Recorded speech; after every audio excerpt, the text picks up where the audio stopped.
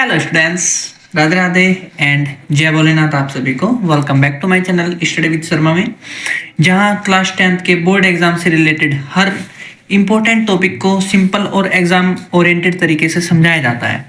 आज की वीडियो बहुत ज़्यादा इंपॉर्टेंट होने वाली है, क्योंकि आज हम डिस्कस करने वाले हैं ग्लिम्स ऑफ इंडिया का जो पार्ट है ए बेकर फ्रॉम गोवा के इम्पोर्टेंट क्वेश्चंस एंड आंसर्स। ये चैप्टर बोर्ड एग्जाम के लिए काफ़ी बोलते हैं ना कि सुपर इम्पोर्टेंट है।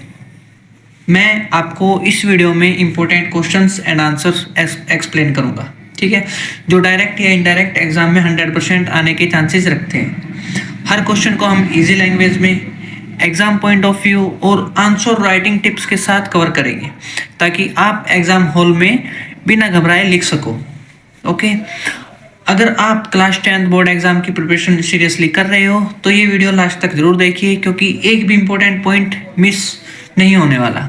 सो गेट रेडी स्टूडेंट्स, पेन और कॉपी निकाल लिए और चलिए शुरू करते हैं glimpse of India a baker from Goa के most expected board questions and answers, सिर्फ और सिर्फ स्टडी विद शर्मा के साथ। The first question is, what are the main preparation of the bakers of Goa? यानी कि गोवा के बेकरों की मुख्य तैयारियां क्या है। अच्छा, ये बेकर्स होता क्या है? बेकर्स होता है बेटे, आप लोगों ने देखा होगा, जहाँ से जब आपके दोस्त का या फिर आपका बर्थडे होता है तो आप लोग केक्स लाते हो, केक्स। तो जो केक्स को बनाते हैं और उसको सेल करते हैं तो उसको बेकर्स बोलते हैं, ठीक है। केक्स हो गया, ब्रेड हो गया, ठीक है, जो भी है उसको क्या बोलते हैं? बेकर्स बोलते हैं, ठीक है बेटा। ये 2023 में आया है, 24 में आया है, ठीक है।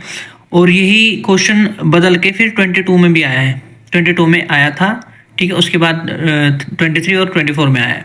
22 में कैसे आया था ये question same, when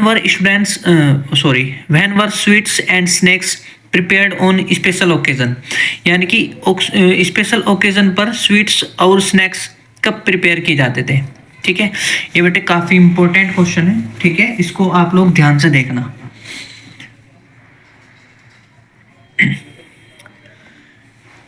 according to Lucio Rodrigues, देखिए बेटे ये राइटर का नाम है, हमें ऐसे लिखना है हर क्वेश्चन में। जब आप बोर्ड एग्जाम की कॉपी लिखते हो, हर क्वेश्चन में हमें पहले तो उसके राइटर का नाम लिखना है, फिर जो उसने लेसन राइट किया है उसका नाम लिखना है। इससे क्या होगा, इससे आपका एक नंबर पक्का हो जाएगा, ठीक है। एग्जामिनर के माइंड में एक पॉजिटिव इमेज छप जाएगी आपके लिए। ओके बेटा, देन यानी कि लूसियो रोड्रिगस के अकॉर्डिंग, जो कि राइटर है या फिर ऑथर है लेसन के, कौन से लेसन के? ए बेकर फ्रॉम गोवा के, ठीक है। Bakers of Goa were famous for preparing the loaves of bread. जो गोवा के बेकर्स थे वे प्रसिद्ध थे बनाने के लिए, क्या बनाने के लिए? लोव्स ऑफ ब्रेड, ब्रेड के लोव्स बनाने के लिए। लोव्स होता है बेटे शेप देना, ठीक है। जो ब्रेड होता है ना, ब्रेड ऐसा पूरा एक वो आता है ब्रेड, ठीक है, उसको कट किया जाता है, उसको शेप दिया जाता है, तो उसको लोव्स बोलते हैं, ठीक है। तो ब्रेड के लोव्स बनाने के लिए जो गोवा के बेकर्स फेमस थे, यानी कि प्रसिद्ध थे, ठीक है। Bakery products have importance in the culture of tradition of Goa. जो बेकरी प्रोडक्ट्स थे वो काफ़ी इम्पोर्टेंट थे, ठीक है। गोवा की जो परंपरा थी और उसकी गोवा की परंपरा की संस्कृति में बेकरी प्रोडक्ट्स काफ़ी इम्पोर्टेंट थे, ठीक है। मैं दोबारा बोलता हूँ, bakery products have importance. Bakery products importance रखते थे इन द कल्चर में। किसकी कल्चर में? गोवा के जो परंपरा थी उसके कल्चर में बेकरी प्रोडक्ट्स काफ़ी इम्पोर्टेंस रखते थे, ठीक है। बात समझ में आई? ओके। बोल और sweets bread is a part of marriage gifts. जो बोल थी, ठीक है, बोल बोलते ना, जो स्वीट ब्रेड्स थे उनको बोल बोलते थे, ठीक है। बोल और sweet breads is a part of marriage gift. जो बोल और स्वीट ब्रेड थे, तो ठीक है, वे हिस्सा थे, किसका हिस्सा थे?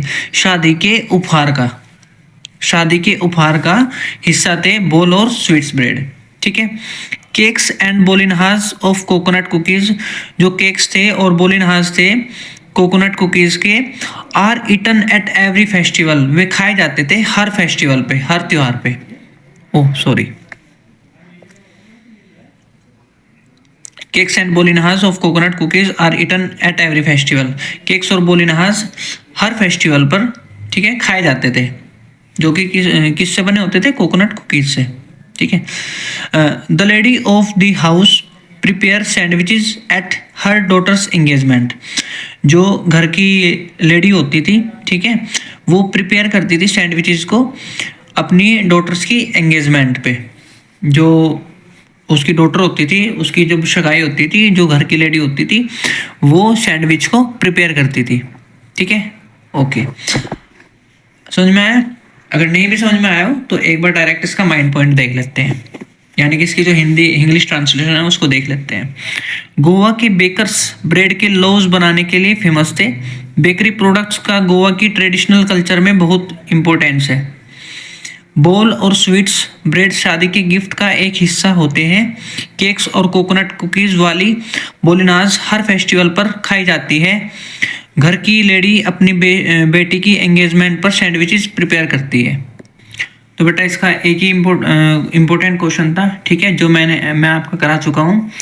बाकी मैंने इसके जो समरी है वो करा दी है, ठीक है, आप लोग उसको भी देख लेना, क्योंकि कोई भी क्वेश्चन आ जाए इससे अलग, अगर आप वो समरी देख चुके हैं तो आप कर लोगे उसको, ठीक है। एक एक इम्पोर्टेंट लाइन उसमें कराई गई है, ठीक है, एक एक इम्पोर्टेंट वर्ड उसमें लिखा हुआ है समरी में, ठीक है। आप लोगों को मेरा मानना है उसको देख लेना चाहिए एक बार, ठीक है। सो स्टूडेंट्स, आज की वीडियो में हमने कवर किए हैं glimpse of India, a baker from Goa का जो मोस्ट इम्पोर्टेंट क्वेश्चन था, ठीक है, जो बोर्ड एग्जाम के लिए 100% इम्पोर्टेंट है। अगर आपने इस वीडियो को ध्यान से पूरा देखा है तो मान लीजिए एग्जाम में लिखने के लिए आप ऑलरेडी रेडी हो। अब आपका काम सिर्फ इतना है, इस चैप्टर को 2 से 3 बार रिवाइज करो, ठीक है। रिवाइज क्या करना है, 1 या 2 बार कर लेना रिवाइज, ठीक है। आंसर को अपनी लैंग्वेज में लिखने की प्रैक्टिस करो और कॉन्फिडेंस के साथ एग्जाम दो, ठीक है। अगर आपको ये वीडियो हेल्पफुल लगी हो तो लाइक ज़रूर करें, शेयर करें अपने दोस्तों के साथ और सब्सक्राइब करें स्टडी विद शर्मा चैनल को, ठीक है। सो जाते जाते राधे राधे।